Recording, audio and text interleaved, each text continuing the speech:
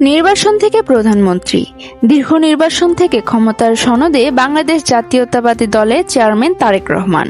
২০০৮ সালে সেনাবাহিনী সমর্থিত তত্ত্বাবধায়ক সরকারের সময় গ্রেফতার ও কারাবন্দী অবস্থায় অমানবিক নির্যাতনের পর চিকিৎসার প্রয়োজন দেখিয়ে দেশ ছাড়েন তারেক রহমান। প্রায় ১৬ বছর পর গত বছরের ২৫শে ডিসেম্বর তিনি দেশে ফেরেন। পরে ত্রয়োদশ জাতীয় সংসদ নির্বাচন ২০২৬-এ বিপুল ভোটের ব্যবধানে জয়লাভ করে প্রধানমন্ত্রী হতে যাচ্ছেন তিনি। এক সময় যার উপর কঠোর দমনপীড়ন নেমে এসেছিল, সেই নেতা এখন দেশের প্রধানমন্ত্রী হওয়ার দ্বারপ্রান্তে।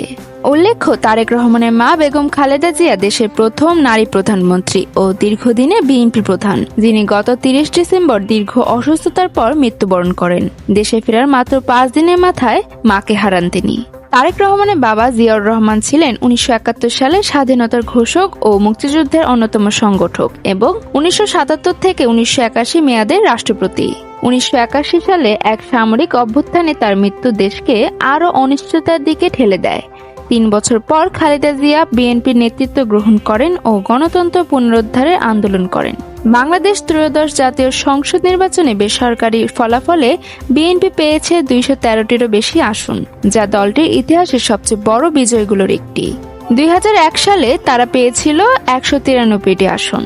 নির্বাচনে বিপুল জয়ের পরও বিএনপি কোনো বিজয় মিছিল বা শোভাযাত্রা না করার নির্দেশ দিয়েছে।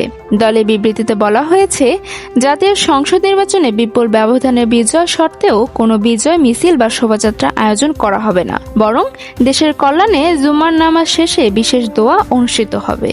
তারেক রহমান এখনো নিজেকে রাজনৈতিক বংশ হিসেবে নয়, বরং গণতন্ত্র পুনর্গঠনের নেতৃত্ব হিসেবে তুলে ধরার চেষ্টা করেছেন।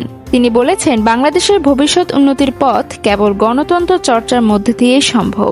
পররাষ্ট্রনীতির পুনর্নির্বাস, বিনিয়োগ বাড়ানো, দারিদ্র্য সীমার নিচে থাকা পরিবারগুলোর জন্য সহায়তা বৃদ্ধি ও নতুন শিল্প গড়ে তোলার পরিকল্পনা, সব মিলিয়ে তিনি অর্থনৈতিক ও রাজনৈতিক উভয় ক্ষেত্রেই পরিবর্তনের সংকেত দিচ্ছেন।